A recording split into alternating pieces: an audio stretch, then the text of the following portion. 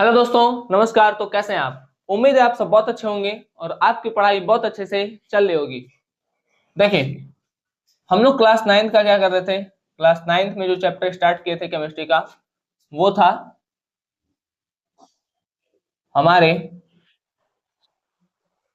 Sorry क्या हमारे आसपास के पदार्थ शुद्ध हैं? क्या हमारे आसपास के पदार्थ शुद्ध हैं? इस पर हम चर्चा कर रहे थे और इस पर चर्चा करते हुए हम लोगों ने तत्व, यौगिक, ठीक, उसके बाद मिश्रण में समांगी और विषमांगी, इन चीजों को पढ़े थे। ठीक, समांगी मिश्रण, विषमांगी मिश्रण। समांगी मिश्रण क्या होता है, हम एक बार रिवाइज करा देते हैं। देखिए, मिश्रण हम दो टाइप का पढ़े थे। ठीक, एक था समांगी और एक क्या था, विषमांगी। समांगी और विषमांगी। समांगी में समान संगठन पाया जाता था। देखिए, समान संगठन कहने का क्या मतलब है, जैसे एग्जाम्पल लिए थे हम नमक और पानी, नमक प्लस पानी। नमक और पानी का जब हम विलयन देखेंगे, ठीक है, तो जो पानी मतलब पानी में जो नमक घुला है, ठीक है, वो समान रूप से सारी जगह है। ठीक है, मतलब कि आपको सभी जगह एक ही प्रकार का चीज दिखेगा, नमक पानी जैसे पूरे, जैसे मान लीजिए गिलास के पानी को देख रहे हैं, ठीक है, तो इसमें जो नमक है वो समान रूप से घुला हुआ है, मतलब सब जगह नमक घुल चुका है। ठीक, विषमांगी मतलब होता है असमान संगठन। असमान संगठन इसका मतलब होता है पूरी तरह से, मतलब सब सब नहीं घुला है। ठीक है, जैसे एक एग्जांपल लेते हैं, जैसे देखिए, इसमें दो एग्जांपल लिए थे। एक लिए थे कोलाइड। कोलाइड का एग्जांपल था ब्लड। देखिए, ब्लड है तो ब्लड में भाई आरबीसी है, डब्ल्यूबीसी है, प्लेटलेट्स है, प्लाज्मा है। ठीक है, इस चारों कंपोनेंट को मिला के ब्लड बनता है। तो अब चारों कंपोनेंट हर एक जगह समान रूप से थोड़ी है, कहीं पे आरबीसी है, कहीं पे डब्ल्यूबीसी है, कहीं पे प्लेटलेट्स है, कहीं पे प्लाज्मा है। ठीक, बात समझ में आ गया? तो सारे कंपोनेंट सभी जगह समान नहीं है, लेकिन यहाँ पे सभी कंपोनेंट सभी जगह समान है, इसलिए समान संगठन। यहाँ पे सभी कंपोनेंट सभी जगह समान नहीं है, इसलिए ये असमान संगठन। ठीक, और एक निलंबन था। निलंबन में क्या लिए थे, बालू पानी। ये तो सफा सफा दिखेगा, बालू अलग पानी अलग। तो पहचानने का भी तरीका हम बता दिए थे। ठीक है, समान संगठन मतलब सभी जगह आपको समान रूप से संगठन दिखेगा नमक और पानी का। ठीक है, सभी जगह जो कंपोनेंट होंगे समान होंगे। असमान संगठन में सभी जगह के जो कंपोनेंट होंगे वो समान नहीं होंगे। भाई ब्लड के अंदर आरबीसी अलग, डब्ल्यूबीसी अलग, प्लेटलेट्स अलग, प्लाज्मा अलग। ठीक है, बात समझ में आ गया? कोई चीज है। और निलंबन, निलंबन जो है, निलंबन में तो आपको बालू अलग पानी अलग दिखेगा ही साफ साफ। तो ये हमारा मिश्रण था, इसको आप पीछे से कर सकते हैं। ठीक, आज हम क्या करने वाले हैं, देखिए, तो आज हम करने वाले हैं विलयन को समझेंगे। देखिए, ये एग्जांपल है विलयन का। ठीक, विलयन को समझेंगे, कोलाइड को समझेंगे और निलंबन को समझेंगे कि ये चीजें आखिर में होती क्या है, विलयन क्या है, कोलाइड क्या है, निलंबन क्या है, विलयन किसको कहेंगे, कोलाइड किसको कहेंगे, इन तीनों में डिफरेंस क्या है। ठीक, इन तीनों का डिफरेंस जो है, ये आपके नाइन्थ के लिए एक इंपॉर्टेंट क्वेश्चन बनता है और लगभग कई एग्जाम में पूछा भी जाता है। भाई इसके कड़ से लेकर के या कुछ अंतर में से एक दो पॉइंट कभी ना कभी किसी न किसी एग्जाम में पूछ ही लिया जाता है। ठीक, जैसे मान लीजिए एक यही पूछ लिया जाएगा कि ब्लड किस तरीके का उदाहरण है, तो कोलाइड का उदाहरण है।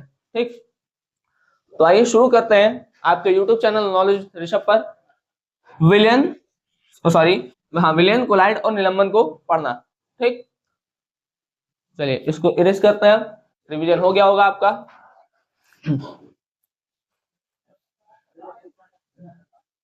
तो ये चीजें पीछे बताई गई हैं, आप वहां से देख सकते हैं। आइए देखते हैं।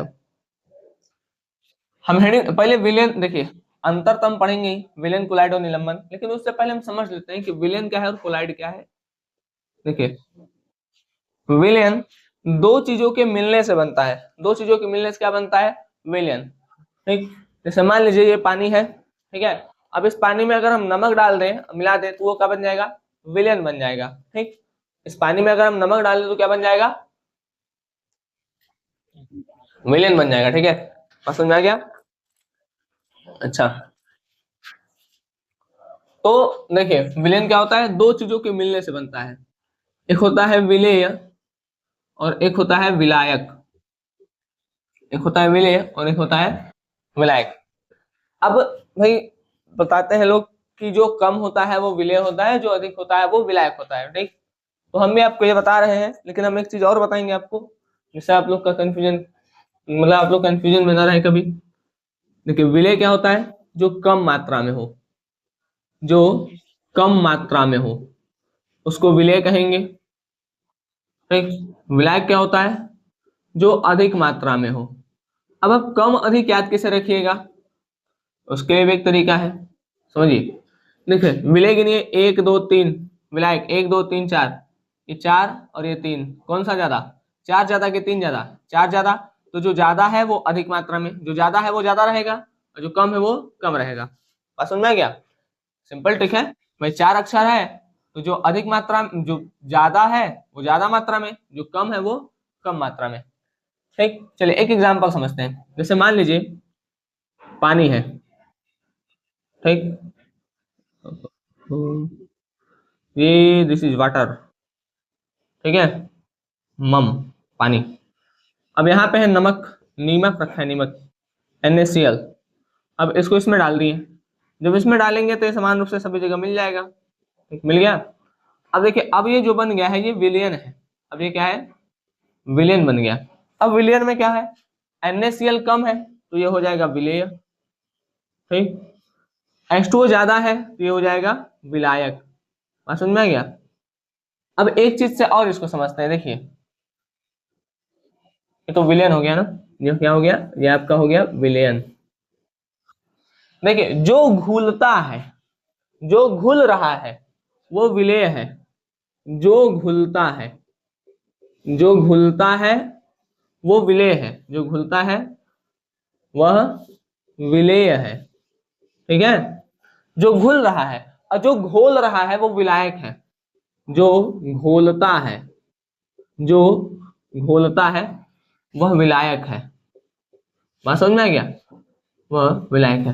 देखिए जो घुल रहा है, घुल कौन रहा है, नमक घुल रहा है तो नमक क्या हो जाएगा, विलेय। और जो घोल रहा है, घोलता कौन है, तो पानी, तो पानी क्या हो जाएगा, विलायक। जो घुल रहा है वो विलेय है, और जो घोल दे रहा है वो विलायक है। बात समझ में आ गया, जो घुलता है वो विलेय, जो घोलता है वो विलायक। कोई दिक्कत, चलिए ठीक है बात। अच्छा, एक एग्जांपल आप बताइए। अब मान लीजिए हम पानी लिए हैं, अरे पानी बनो जल्दी। ठीक है, ये पानी है, और इसमें हम चीनी डाल रहे हैं, शुगर, चीनी डाल रहे हैं। ठीक, तो अब बताइए कौन विलेय कौन विलायक। भाई घोलेगा कौन, पानी घोल रहा है तो ये विलायक हो जाएगा। और घुल कौन रहा है, शुगर घुल रहा है तो ये विलेय हो जाएगा। तो आप ऐसे भी ध्यान रखिएगा, जब आप कम अधिक ना समझ में आए तो आप ध्यान रखिएगा कि कौन घोलेगा और कौन घुलेगा। जो घोलेगा वो विलायक, और जो घुलेगा वो विलेय। ठीक है बात। तो विलेन वाला बात समझ में आ गया। विलेन दो चीजों के मिलने से बनता है, विलेय और विलायक। विलेय और विलायक के परस्पर संयोग से विलेन का निर्माण होता है, ये डेफिनेशन आप लिख सकते हैं। ठीक है, विलेय और विलायक के मिलने से विलेन बनता है, लिख दे रहे हैं, विलेय व विलायक के मिलने से, मिलने से विलेन का, विलेन का निर्माण होता है। ठीक, देखिए विलेय और विलायक मिलता है तो क्या बन जाता है, विलेय और विलायक के मिलने से क्या बनता है, विलेन बनता है। ठीक, अच्छा, ये चीजें आपको समझ में आएगी। जो कम मात्रा में है वो विलेय, जो अधिक है वो विलायक, जो घुल रहा है वो विलेय, जो घोल रहा है वो विलायक। ठीक, चलिए, तो उम्मीद है आपको विलेन समझ में आ गया होगा। अब हम समझ लेते हैं कोलाइड को। ठीक है, कोलाइड को भी ट्रिक से ही देखेंगे अच्छे से। ठीक है, इसको इरेज कर देते हैं, और इसके बाद हम अंतर देखेंगे जो कि मोस्ट इंपॉर्टेंट टॉपिक है। ठीक है,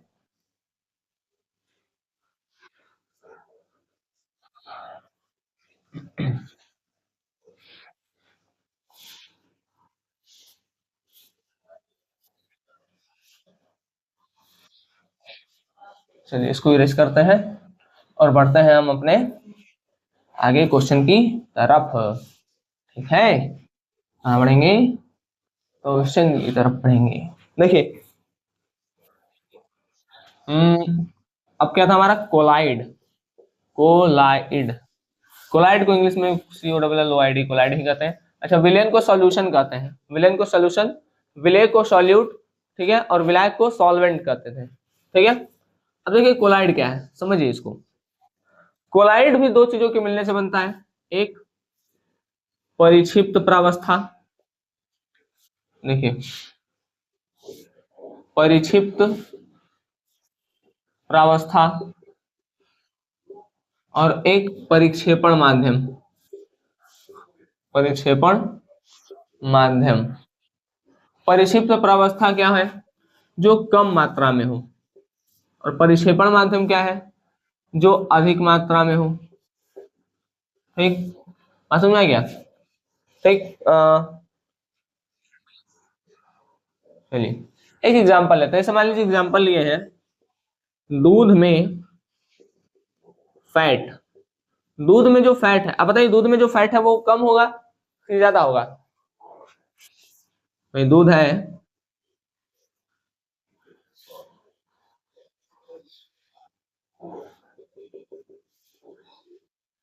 मिल्क है, मिल्क के अंदर ये फैट है, मान लीजिए काला काला, तो भाई कौन ज्यादा? दूध ज्यादा, दूध के अंदर जो फैट है वो कम है, तो जो कम है वो क्या हो जाएगा? परिक्षिप्त प्रावस्था। ठीक, और जो ज्यादा है वो क्या हो जाएगा? परिक्षेपण माध्यम, परिक्षेपण माध्यम। ठीक, अच्छा देखिए इसको ऐसे पहचान सकते हैं, कोलाइड विलयन में जो फैला है, जो फैला है वो क्या है, वो परिक्षिप्त प्रावस्था है, और जिस समय फैला है वो परिक्षेपण माध्यम है। ठीक है, तो परिक्षिप्त प्रावस्था क्या है, जो फैला है। फैला कौन है, देखिए मिल्क और फैट में कौन फैला है, फैट फैला है, तो फैट हो जाएगा आपका परिक्षिप्त प्रावस्था। ठीक, और जिसमें फैला है, किसमें फैला है, मिल्क में, तो मिल्क आपका हो जाएगा परिक्षेपण माध्यम। ठीक है, जिसमें फैला है, तो दिक्कत, भाई जो फैला है, कौन फैला है, फैट फैला है। ठीक है, फैट फैला है, तो फैट हो जाएगा परिक्षिप्त प्रावस्था। परिक्षिप्त प्रावस्था कौन होता है, जो फैला है। ठीक, और परिक्षेपण माध्यम कौन होता है, जिसमें फैला है। बात समझ में आ गया, जो फैला है वो परिक्षिप्त, जिसमें फैला है वो परिक्षेपण। जैसे मान लीजिए, फिर से पानी लेते हैं, पानी में मान लीजिए हम वो बॉल और डाल, जो छोटा छोटा आता है, ठीक, तो बॉल डाल देंगे छोटा छोटा, जो जैसे फूल के बड़ा हो जाता है ना, जो बॉल छोटा छोटा आता है वो वाला, तो पानी क्या हो जाएगा, पानी हो जाएगा परिक्षेपण माध्यम, और जो बॉल डाले हैं वो क्या हो जाएगा, वो हो जाएगा परिक्षिप्त प्रावस्था।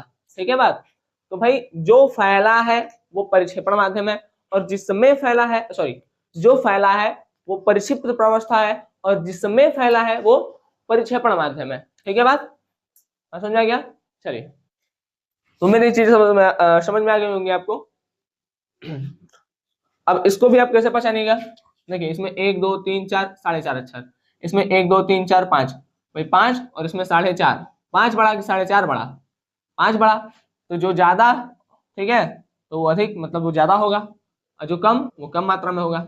जो ज्यादा है वो ज्यादा मात्रा में, जो कम है वो कम मात्रा में, और जो ज्यादा है वही फैलाएगा अपने में। ठीक है, तो जिसमें फैला है वो परिक्षेपण माध्यम, और जो फैला है वो परिक्षिप्त प्रावस्था। ठीक है, चलिए तो हमारा कोलाइड और विलयन दो चीजों को हम पढ़ चुके हैं। अब हम देखते हैं कि जो विलयन, कोलाइड और निलंबन है उसमें अंतर क्या है। ठीक है, उसके बाद हम इस टॉपिक को कर देंगे समाप्त। आपको कोलाइड और निलंबन अच्छे से समझ में आ गया होगा। ठीक, चलिए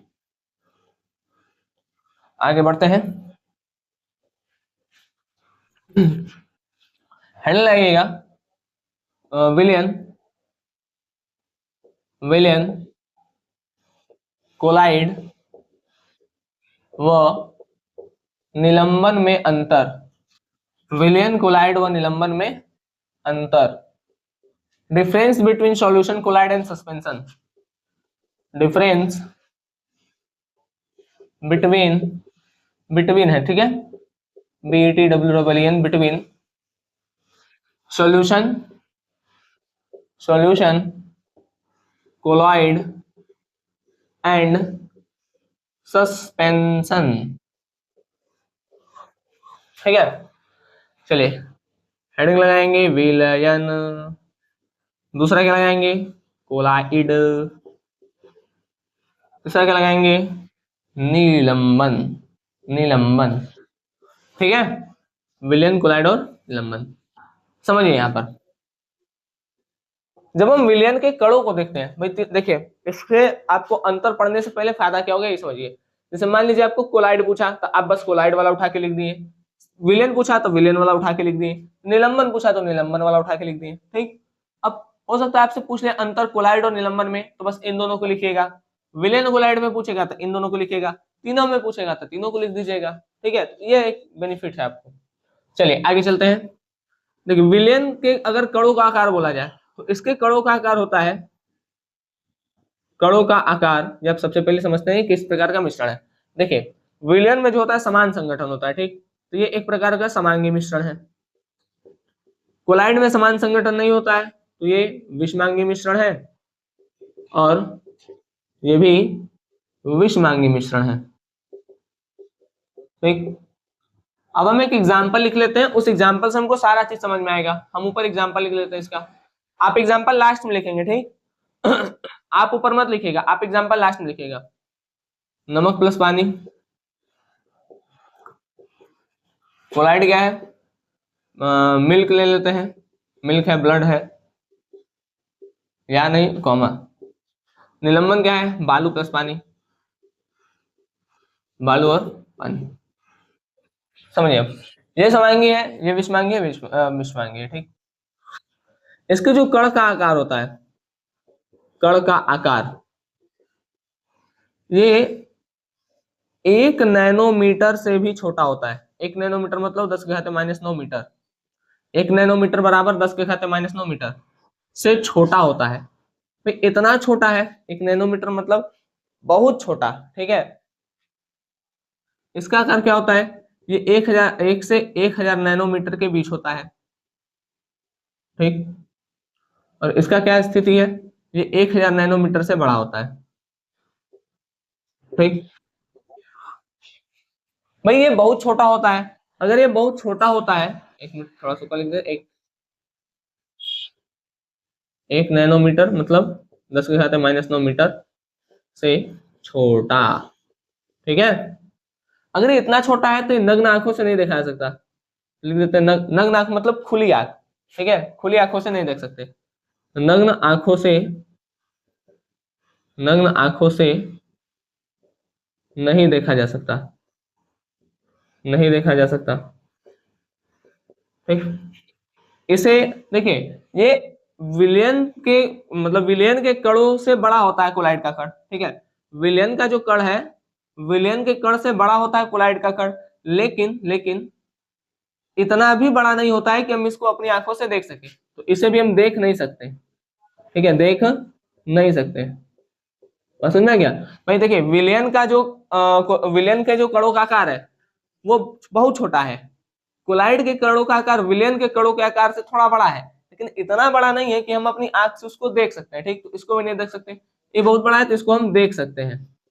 समझ में आ गया, इसको देख सकते हैं। अब एक बात बताइए, आप नमक और पानी को छान करके अलग कर सकते हैं क्या? नहीं कर सकते हैं। ठीक है, नमक और पानी को छान कर अलग नहीं किया सकता है। तो इसे फिल्टर पेपर से, फिल्टर पेपर इसे समझिए चाय छन्ना। ठीक है, मतलब वो चाय छन्नी नहीं है। ठीक है, आपको समझने के लिए बता रहे हैं। जैसे छन्नी है तो छन्नी, नमक पानी आप घोल दिए तो छन्नी से आप छान के अलग कर लेंगे, नमक अलग पानी अलग नहीं कर पाएंगे। ठीक है, तो इसे फिल्टर पेपर से अलग नहीं कर सकते, इसे फिल्टर पेपर से अलग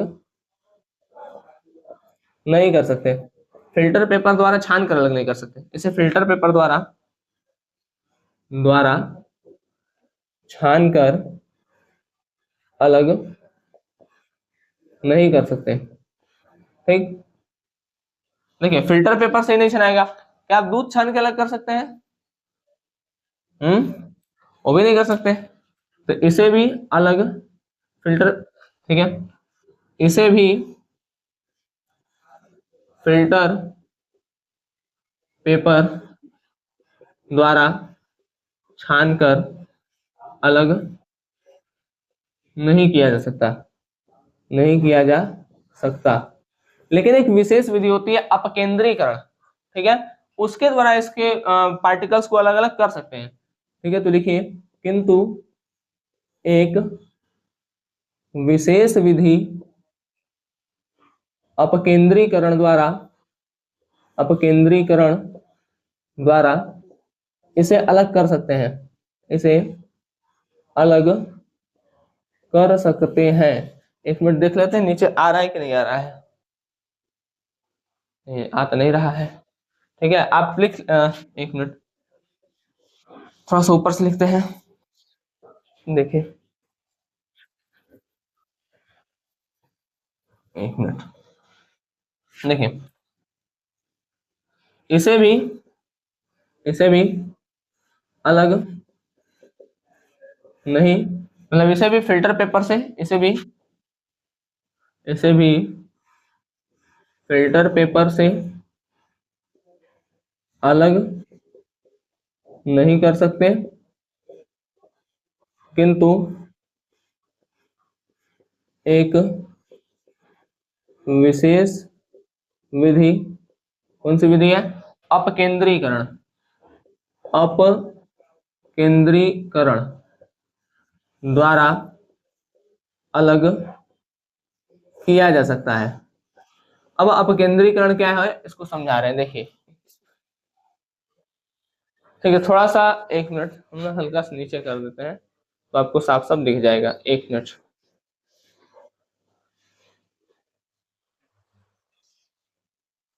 ठीक है, चलिए। ठीक है, तो अपकेंद्रीकरण द्वारा इसको क्या कर सकते हैं? अलग कर सकते हैं। अब अपकेंद्रीकरण क्या है समझिए इसको।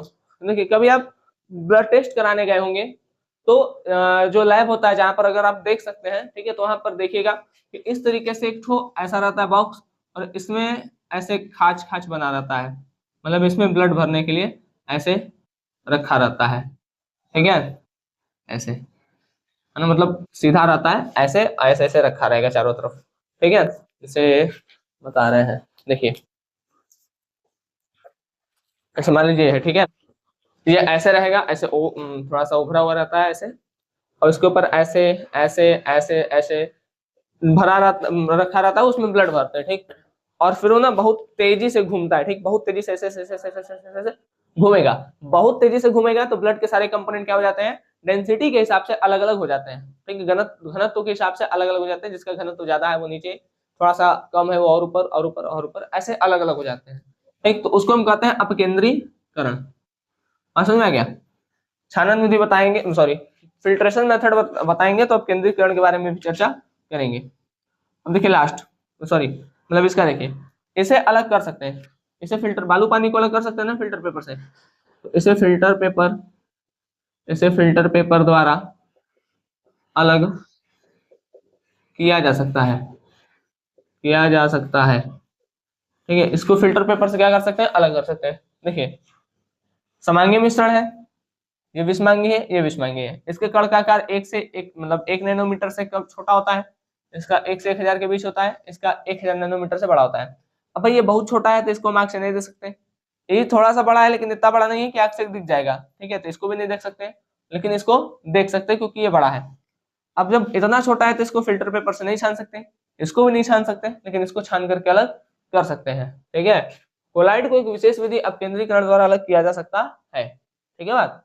अच्छा, अब देखिए, अब एक लास्ट पॉइंट पढ़ना है, हम इसको इरेज कर रहे हैं। आप लोग ये 4 पॉइंट लिख लीजिएगा और इसके नीचे लिखिएगा 5वां पॉइंट। ठीक है, यहाँ से 5वां पॉइंट आप लोग क्या लिखेंगे? नीचे जगह है क्या?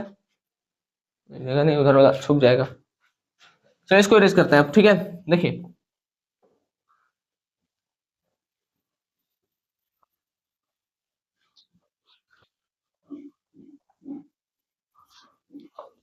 समझिए इसको।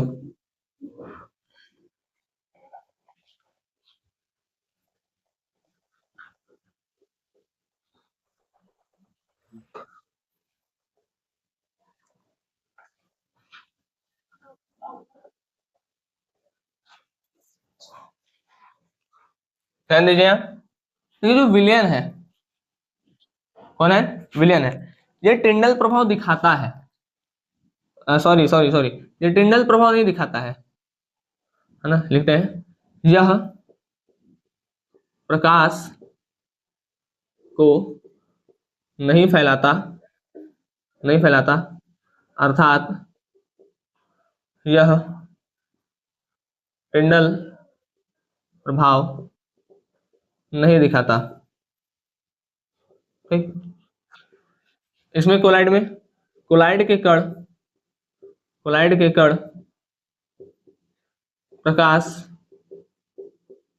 को फैलाते हैं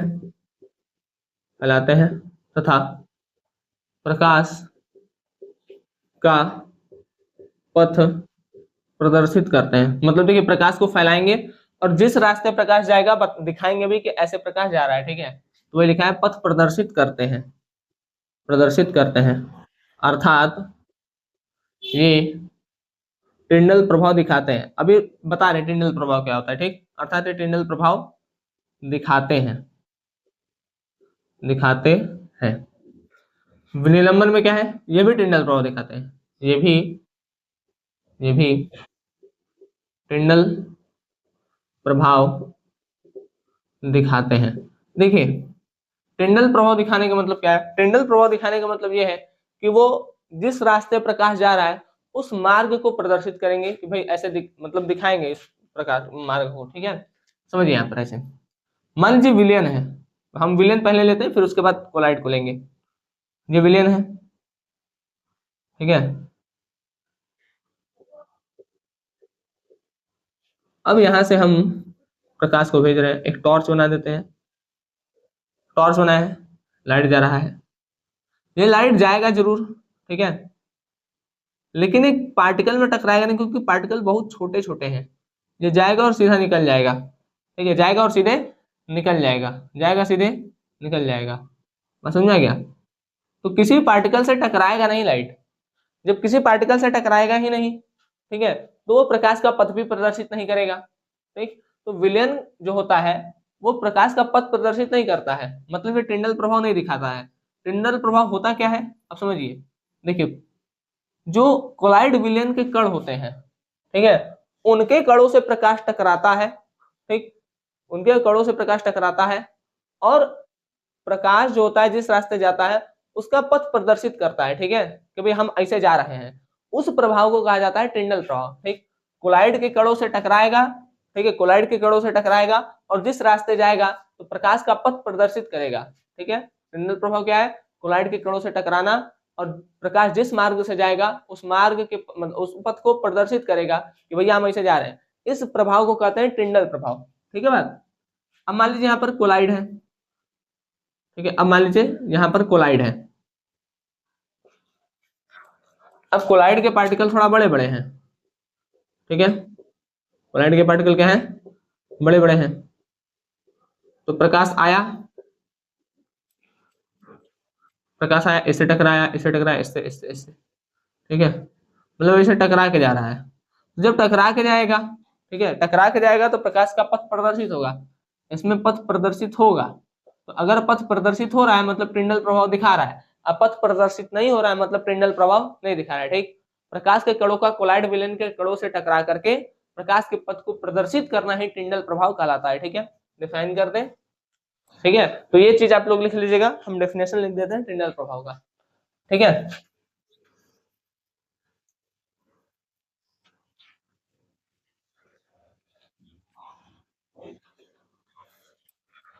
हेडिंग डालिएगा टिंडल प्रभाव। टिंडल प्रभाव समझिए क्या है। देखिए, प्रकाश नहीं, कोलाइडी विलयन के कणों से प्रकाश के टकरा कर फैलने व प्रकाश के पथ को प्रदर्शित प्रकाश के पथ के प्रदर्शित होने की घटना को टिंडल प्रभाव कहते हैं।